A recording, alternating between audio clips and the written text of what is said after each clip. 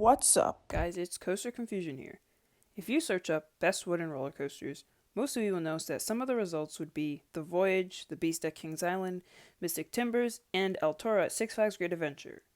Oh, El Toro. Here's why I think El Toro is overrated.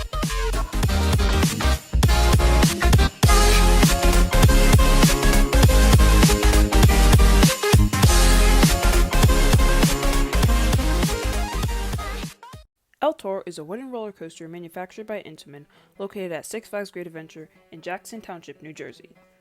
Opening on June 12, 2006, El Toro broke the record for having the steepest drop on any wooden roller coaster at the time, with a drop angle of 76 degrees.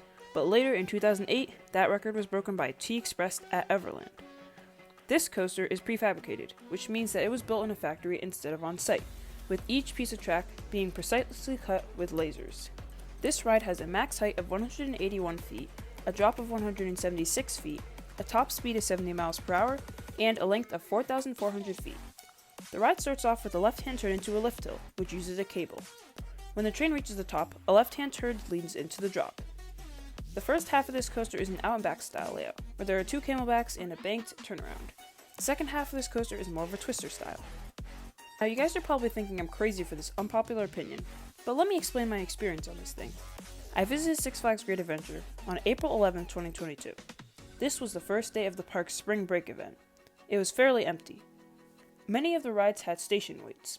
I entered the station of El Toro, and as my favorite seat is on most coasters, I headed straight to the back row. The ride ops were saying sit in the back for more airtime, and I decided to listen to them because I love ejector airtime. As much as I hate this ride, I do have one positive thing to say, which is that the drop was the best part of the coaster. Then things went downhill from there. You get it? Sorry, that was really bad. All jokes aside, two camelbacks were fine. They were a little rough in the valleys, but otherwise they delivered strong ejector airtime. Now once it got to the turnaround, everything seemed to have gone wrong. I was met with an unbearable roughness that ruined my entire experience. And yes, this twister section is a great layout, but it went through it way too rough and way too fast. I was extremely disappointed because just looking at this thing, I was in love with it. But after, I couldn't see why the other enthusiasts had loved it so much.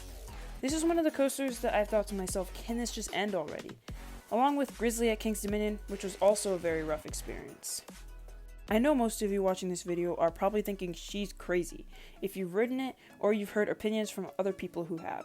But after writing this, I was thinking this is crazy because of how disappointed and confused I was. I remember right when I got off, I headed straight to a National Coasters video. I agreed with everything he said in it. I know this ride has so much potential, but maybe with a little bit of work, it could be better. If I ever revisit Great Adventure, I may give this a redemption ride. As of now, this is not very high in my rankings, but I would hope to have it higher in my rankings in the future. This is all I have for you guys today. Thanks for watching. Please subscribe to Coaster Confusion for more coaster content, and remember, be you and keep riding coasters.